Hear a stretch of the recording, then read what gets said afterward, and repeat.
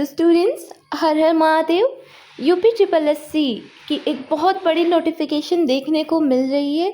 जी हाँ, आपने बिल्कुल सही सुना।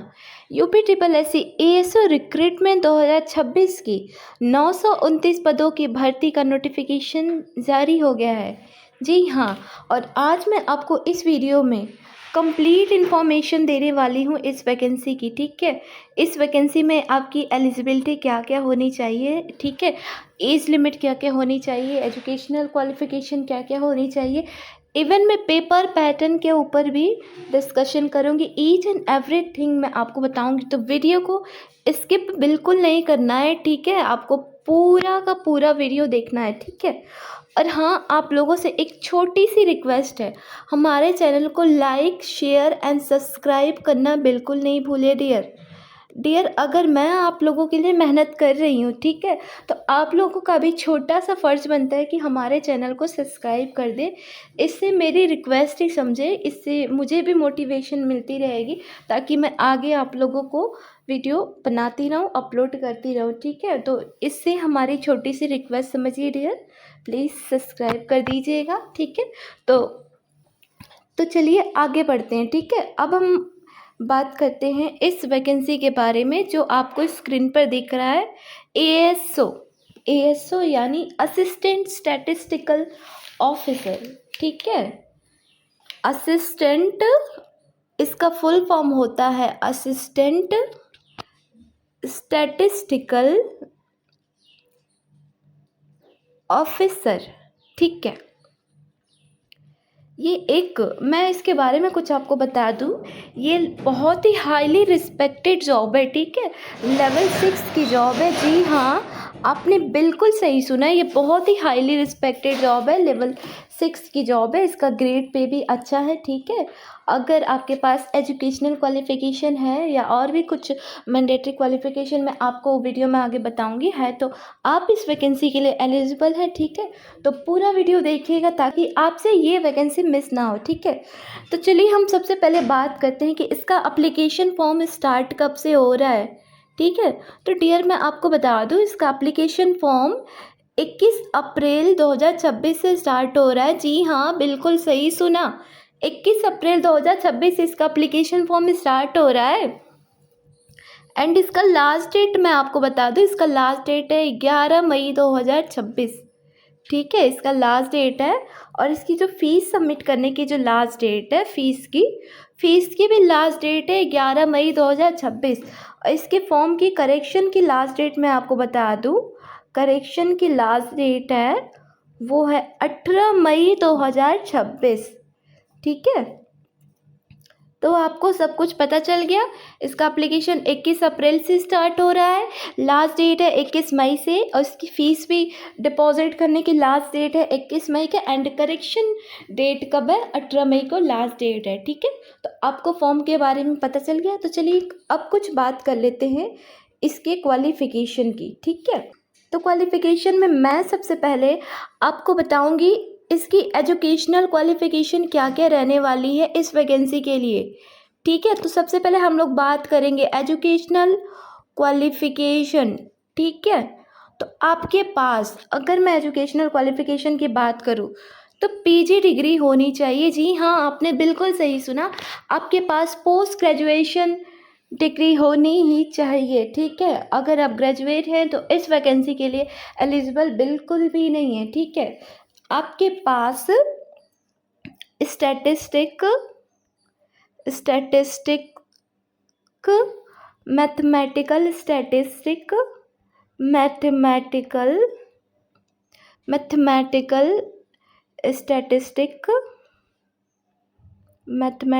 Statistics, commerce, economic and mathematics से आपके पास पीजी डिग्री होनी ही चाहिए, इट्स मैंडेटरी। ठीक है, तो आपके पास ये पीजी डिग्री तो होनी ही चाहिए। और आपके पास क्वालिफ़िकेशन क्या क्या होनी चाहिए, तो मैं आपको बता दूं, सबसे इम्पॉर्टेंट पेट 2025 जी हाँ, आपने बिल्कुल सही सुना।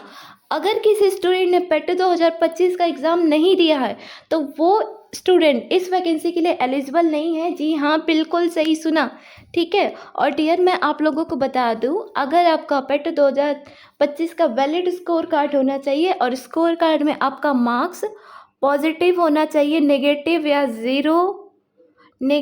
ज़ीरो नहीं होना चाहिए, ठीक है। अगर आपका स्कोर कार्ड में पॉजिटिव मार्क्स है तभी इस वैकेंसी के लिए आप एलिजिबल हैं, वरना नहीं है, ठीक है। ऐसा मैं क्यों कह रही हूँ डियर, मैं आप लोगों को बता दूँ इसके पीछे का रीज़न। तो चलिए मैं आप लोगों को बता दूँ, ये जो पेट 2025 का जो स्कोर कार्ड है ना, सबसे पहले तो आपकी एक शॉर्ट लिस्टिंग होगी, ठीक है। स्टूडेंट की शॉर्ट लिस्टिंग होगी, ठीक है। शॉर्ट लिस्टिंग किस बेसिस पर होगी? पेट 2025 के स्कोर के बेसिस पे आपकी शॉर्ट लिस्टिंग होगी, ठीक है। शॉर्ट लिस्टिंग के बाद ही जिन स्टूडेंट का शॉर्ट लिस्टिंग में नाम आएगा वही स्टूडेंट मेन एग्ज़ाम दे पाएंगे, अदरवाइज़ जिसका नाम नहीं आया वो मेन एग्ज़ाम नहीं दे पाएंगे। जी हाँ। और साथ ही साथ आपके पास किसी मान्यता प्राप्त संख्या से ओ लेवल या इक्विवेलेंट कंप्यूटर सर्टिफिकेट भी होना चाहिए, ठीक है। तभी आप इस वैकेंसी के लिए एलिजिबल हैं, otherwise you are not eligible, ठीक है। चलिए अब मैं कुछ फ़ीस की बात कर लेती हूँ कि इस फॉर्म को भरने के लिए कितनी फ़ीस लग रही है, ठीक है। तो स्टूडेंट्स मैं आपको बता दूँ, इस फॉर्म को भरने के लिए आपके पास छोटी सी अमाउंट लग रही है, मात्र 25 रुपये, ठीक है। तो अगर आपका नाम शॉर्ट लिस्टिंग में आ गया, ठीक है, अगर आपका नाम शॉर्ट लिस्टिंग में आ गया तो आपको मेन एग्ज़ाम की फ़ीस अलग से देनी पड़ेगी। जी हाँ, आपने बिल्कुल सही सुना।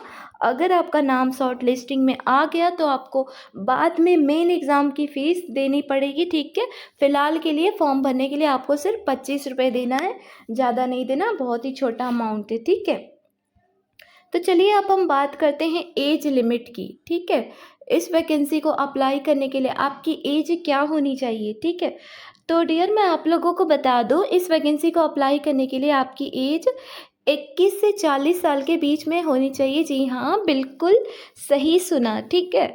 और हाँ, एक बात मैं आपको बता दूं, अगर आप ओबीसी हैं, एससी हैं, एसटी हैं, तो आपको एज में कुछ रिलैक्सेशन भी देखने को मिल सकती है, ठीक है।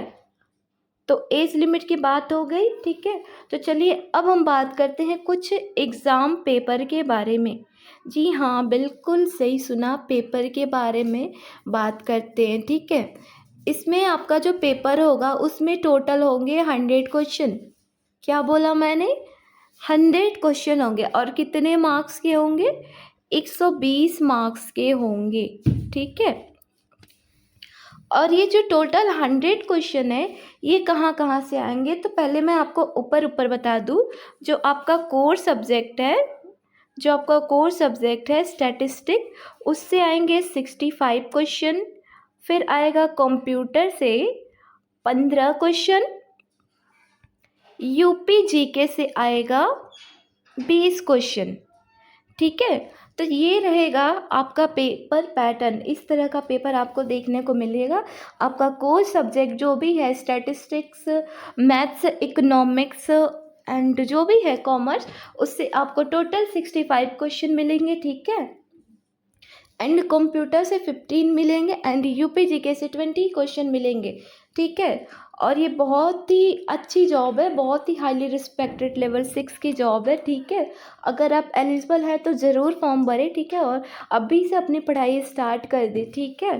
तो चलिए मैं आपको थोड़ा सा सिलेबस के बारे में डिटेल में थोड़ा बता दूँ। ये रहा आपका सिलेबस, ये जो पार्ट 1 आप देख रहे हैं ये आपका कोर सब्जेक्ट है, ठीक है। तो आपके कोर सब्जेक्ट के कहाँ कहाँ से कितने क्वेश्चन आएंगे, कितने मार्क्स के, मैं आपको बता दूँ डियर स्टूडेंट्स। तो आपका जो स्टैटिस्टिक्स है उससे 10 क्वेश्चन आएगा 10 मार्क्स के। जी हाँ, बिल्कुल सही सुना, स्टैटिस्टिक्स से 10 क्वेश्चन 10 मार्क्स के आएंगे। और नेक्स्ट है हमारा collection and presentation of data, इससे भी 10 क्वेश्चन आएंगे 10 मार्क्स के आएंगे। जी हाँ, बिल्कुल सही सुना, ठीक है। और हमारा नेक्स्ट है measures and central tendency of dispersion, इससे भी 10 क्वेश्चन आएंगे 10 मार्क्स के, ठीक है। और जो हमारा नेक्स्ट टॉपिक है index number and rates and ratio, से 5 क्वेश्चन आएंगे 5 मार्क्स के, ठीक है। जो हमारा नेक्स्ट टॉपिक है कोरिलेशन एंड रिग्रेशन, से भी 5 क्वेश्चन आएंगे 5 मार्क्स के, ठीक है। फिर अब बात करते हैं फंडामेंटल ऑफ मैथमेटिक्स, से भी 5 क्वेश्चन आएंगे 5 मार्क्स के, ठीक है। अब हम नेक्स्ट बात करते हैं permutation and combination elementary probability theory, से भी 5 क्वेश्चन आएंगे 5 मार्क्स के आएंगे, ठीक है। अब नेक्स्ट बात करते हैं हम statistical measures of Indian economy, से 10 क्वेश्चन आएंगे 10 मार्क्स के, ठीक है। एंड लास्ट में बात करूँ आपके कोर्स सब्जेक्ट से इंडियन स्टैटिस्टिकल सिस्टम, से 5 क्वेश्चन आएंगे 5 मार्क्स के। तो ये रहा आपका कोर्स सब्जेक्ट का सिलेबस, ठीक है। तो अब हम बात करते हैं knowledge of concept of computer information technology and contemporary technological development and innovation in this field, यानी कंप्यूटर से आपको 15 क्वेश्चन 15 मार्क्स के आएंगे, ठीक है। General information part 3 related to the state of Uttar Pradesh, से यानी यूपी जीके से 20 क्वेश्चन 20 मार्क्स के, ठीक है। तो ये रही सिलेबस की डिटेल, ठीक है।